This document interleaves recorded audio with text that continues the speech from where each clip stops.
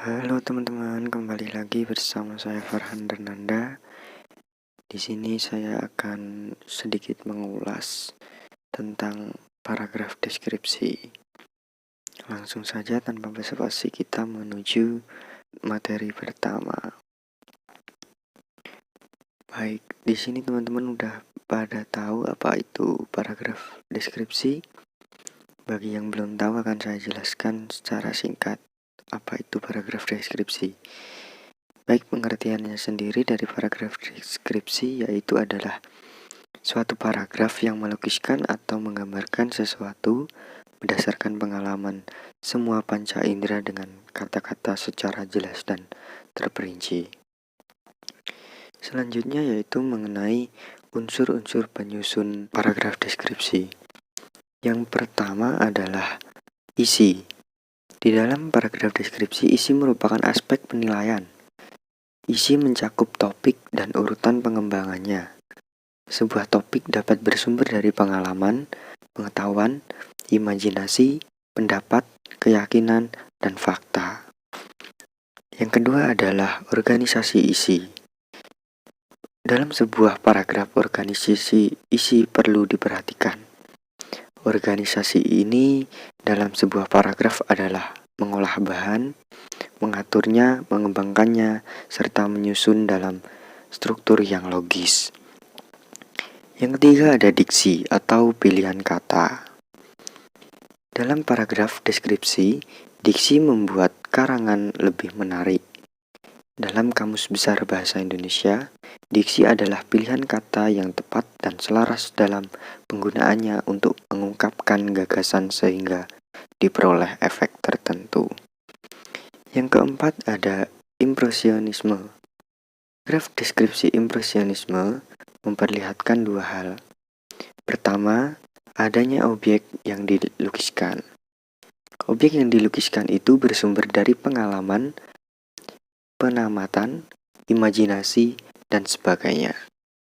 Dalam paragraf deskripsi, pelukisan sebuah objek harus menarik perhatian, sehingga benar-benar dapat dilihat, didengar, dibaca, dan dirasakan oleh pembaca. Kedua, adanya rincian terhadap objek yang dilukiskan. Oke, langsung saja ke selanjutnya yaitu mengenai struktur paragraf deskripsi. Struktur paragraf deskripsi yang pertama ada identifikasi. Pada bagian identifikasi, penulis harus menentukan elemen-elemen yang akan dicantumkan dalam teks deskripsi tersebut sesuai dengan topiknya. Pada tahap ini, penulis mulai menentukan identitas dari seorang tokoh di dalam teks tersebut. Yang kedua ada klasifikasi. Pada bagian ini, penulis mulai melakukan penyusunan kalimat dalam sebuah kelompok yang memiliki aturan dan sesuai dengan kaidah serta standar yang telah ditetapkan.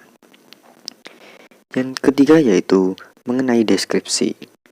Pada bagian ini, penulis mulai membuat gambaran-gambaran atau bagian-bagian yang akan dibahas dalam teks tersebut.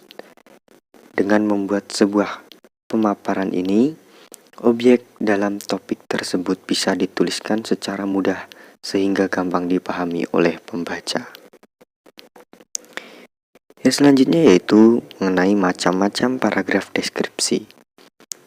Macam paragraf deskripsi yang pertama yaitu paragraf deskripsi spesial. Paragraf ini dibuat berdasarkan ruang dan waktu. Artinya, dalam paragraf ini kamu bisa menjelaskan sesuatu ruangan dari berbagai penjuru, baik dari luar ataupun dari dalam. Kamu bisa memberikan penjelasan tentang keadaan ruangan, apakah gelap, terang, ataupun berdebu, rapi, dan lain-lain. Yang kedua adalah paragraf deskripsi objektif. Sesuai dengan kata objektif, paragraf deskripsi objektif ini merupakan teks yang berisi gambaran sesuatu secara objektif ataupun apa adanya. Penulis tidak lagi menambahkan opini atau pendapat pribadi untuk melengkapi paragraf ini. Macam paragraf deskripsi yang ketiga yaitu paragraf deskripsi subjektif. Kalau yang satu ini merupakan kebalikan dari paragraf deskripsi objektif. Pasalnya, paragraf deskripsi subjektif ini justru mengharuskan penulis untuk menggambarkan keadaan sesuai dengan apa yang dilihat dan dirasakan penulis. Dengan demikian, penulis sangat boleh untuk menulis berbagai pendapat atau opini pribadinya dalam menjelaskan sesuatu. Nah, yang selanjutnya ini ada ciri-ciri paragraf deskripsi.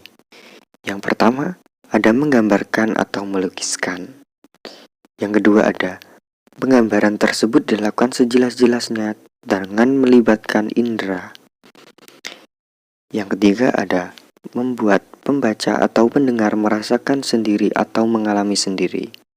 Yang keempat, ada pola pengembangan.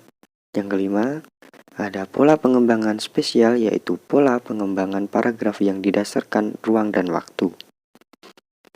Yang keenam, yaitu pola pengembangan sudut pandang atau objektif adalah pola pengembangan paragraf yang didasarkan tempat dan posisi seorang penulis dalam melihat sesuatu. Yang selanjutnya adalah unsur kebahasaan paragraf deskripsi. Unsur yang pertama adalah rujukan kata. Rujukan kata yaitu satu kata yang merujuk pada kata lain yang memperlihatkan keterkaitan.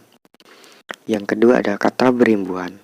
Kata berimbuhan adalah kata dasar yang mendapatkan awalan, akhiran, dan sisipan.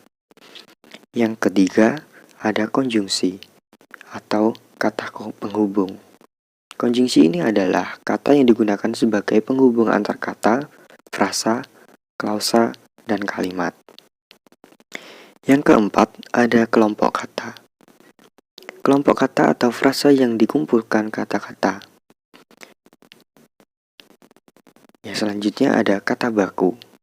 Kata baku adalah kata yang sesuai dengan kaidah bahasa Indonesia, sumber utama yang telah ditentukan dalam pemakaian bahasa yang baku, yaitu Kamus Besar Bahasa Indonesia. Oke, menuju selanjutnya yaitu mengenai langkah-langkah penyusunan. Langkah penyusunan yang pertama adalah menentukan tema. Setelah menentukan tema, kita bisa menentukan tujuan kepenulisan. Langkah yang ketiga yaitu pengumpulan bahan. Selanjutnya adalah membuat kerangka karangan. Yang kelima ada mengembangkan kerangka karangan. Dan yang keenam atau terakhir adalah merevisi karangan. Ya, itulah sedikit yang dapat saya sampaikan mengenai paragraf deskripsi.